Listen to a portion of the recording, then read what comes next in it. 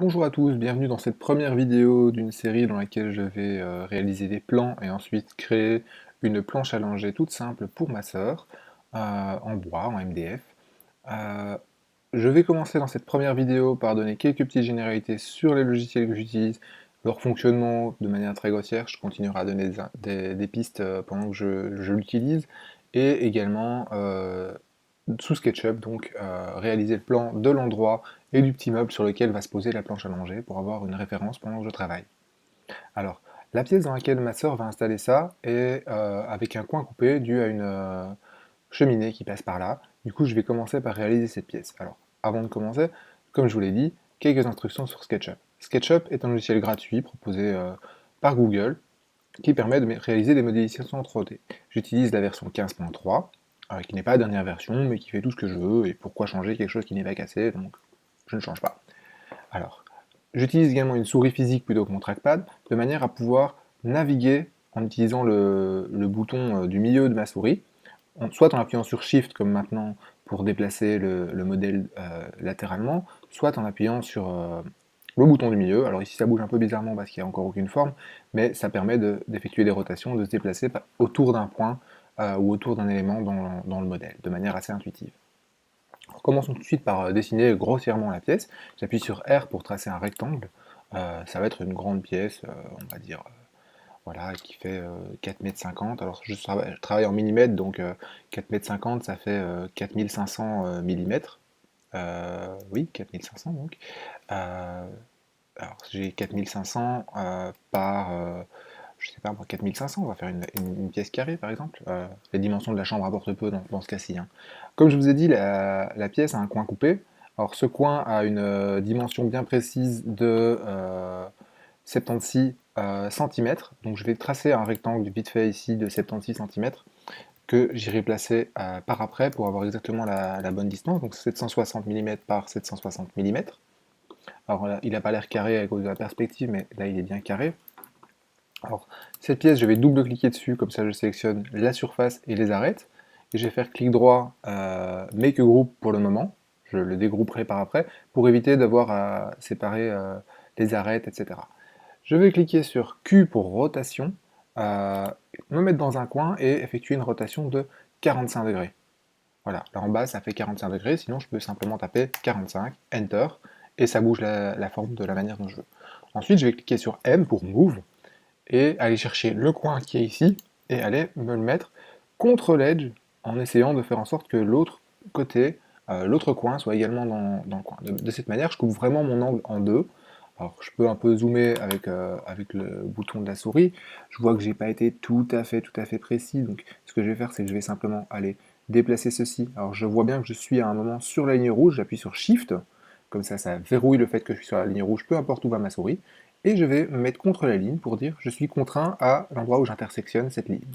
Voilà. Je peux maintenant dézoomer et me remettre. Voilà. Je vais dégrouper ceci, donc exploser le groupe. C'est un peu brouillon et un peu violent, mais c'est comme ça qu'on dit. Voilà. Et je vois que j'ai maintenant plusieurs surfaces qui ont été délimitées par cette forme. Alors tout ce qui m'intéresse, moi, c'est que ce coin-ci, il disparaisse. Donc techniquement, je vais supprimer cette arête-là. La surface disparaît automatiquement. Je vais supprimer cette arête-là également. Et dézoomons un petit peu. Et les lignes qui sont ici ne m'intéressent pas non plus. Je vais les supprimer. Voilà. Alors je sais que ma planche va faire 75 cm de large sur 72 cm de profond, donc je ne vais pas garder toute la pièce, ça n'a pas beaucoup d'intérêt.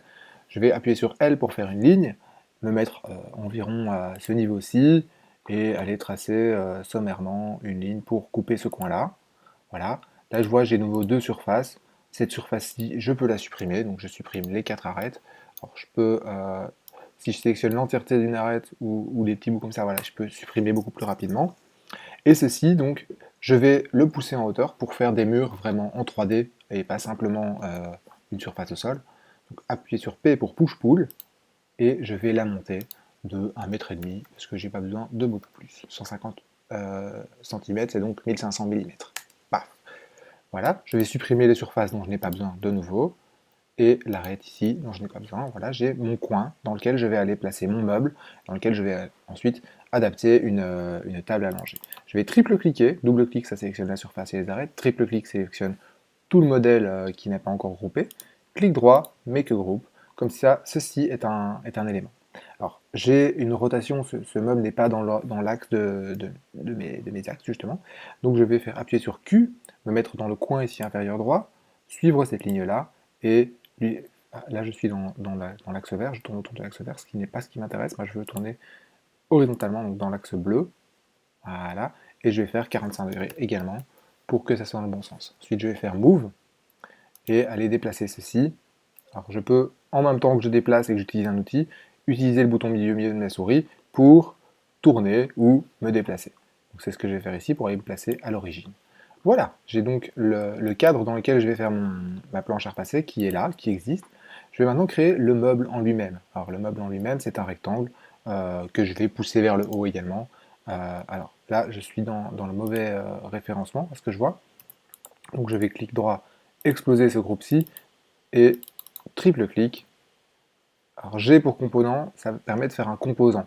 Comme ici, je ne vais pas faire un composant parce que ce n'est pas une partie du meuble, je vais créer cancel, c'est un réflexe. Je vais faire clic droit, make a group.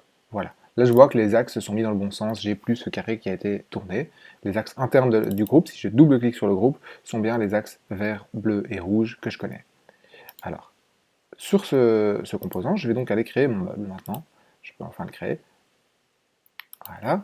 Donc c'est un rectangle, le meuble fait 107 cm de largeur, donc 10,70 mm par 425, donc 42,5 cm, 425 mm. Voilà. P pour push-pull, je vois que je ne sélectionne pas le groupe parce qu'il a été groupé, donc ce n'est plus des surfaces que je peux accéder directement. Par contre, cette surface que je viens de créer, je peux y accéder directement. Je monte de 80 cm la hauteur du meuble de ma soeur. Ah, ici j'ai fait 80 mm, donc 800. Vous voyez, je n'ai pas besoin d'aller cliquer ici pour changer en bas à droite, je tape simplement et ça change puisque c'est la pièce que je viens de changer, le mouvement que je viens d'effectuer. Je triple-clique pour que ceci soit un composant ou un groupe, de manière à le modifier séparément, mais que groupe. Et ensuite, je vais aller le centrer sur le meuble de derrière et puis le reculer tout doucement jusqu'à ce qu'il touche les deux murs latéraux. Donc, M pour Move, je vais prendre un point au milieu sur la face arrière et aller déplacer. Alors je vois que je peux de temps en temps suivre et coller à l'axe vert. Donc c'est ce que je fais. Ensuite j'appuie sur Shift de nouveau pour verrouiller ce mouvement. Et là je vais référencer en disant ce point-là doit arriver au niveau de ce plan ici. C'est ce que je fais. Comme ça il est contre le mur du fond. Alors il dépasse, mais ça c'est pas encore trop grave. Ensuite je vais aller chercher le point qui est au milieu de ceci. Donc midpoint in group, alors soit sur la face arrière, mais là il a l'air de râler un petit peu, donc je vais mettre sur la face avant, ce qui ne change absolument rien, et déplacer latéralement pour aller le mettre de manière centrée. Alors je vois aussi de nouveau, ah voilà, là il accroche l'axe rouge, j'appuie sur Shift, de manière à ce que je puisse vraiment faire ce que je veux. Et alors là je vais ici aller chercher le point du milieu de ce mur-là, il va le retrouver automatiquement, et je sais que je suis centré sur ce mur-là. Maintenant je tourne et je vais avancer le meuble. Pour ça je vais prendre un de ces coins, je voudrais que les coins touchent le mur, ce qui est le cas actuellement. Et de nouveau je vais suivre l'axe vert, parce que je veux déplacer seulement sous cet axe-là. Et voilà. Pareillement, ici, hop, je référence à la surface, de manière à ce que ce coin soit sur cette surface. Je clique, et voilà, le meuble est positionné comme il faut. J'ai donc maintenant le cadre dans lequel je vais travailler tel que c'est chez ma sœur. Je peux m'arrêter là pour cette première vidéo. J'espère que ça vous a plu, n'hésitez pas à laisser vos commentaires en dessous de cette vidéo. Moi je vais mettre dans les liens de la vidéo le lien vers le SketchUp, la version actuelle, et également cette version-ci si je la trouve. Je tiens à remercier Jay Bates, qui est un YouTuber anglophone, qui est un woodworker sur lequel je m'inspire énormément pour ses vidéos. C'est grâce à lui que j'ai appris à utiliser SketchUp. Et je mettrai un lien vers son channel en vidéo, n'hésitez pas à aller voir, il fait vraiment des trucs fabuleux.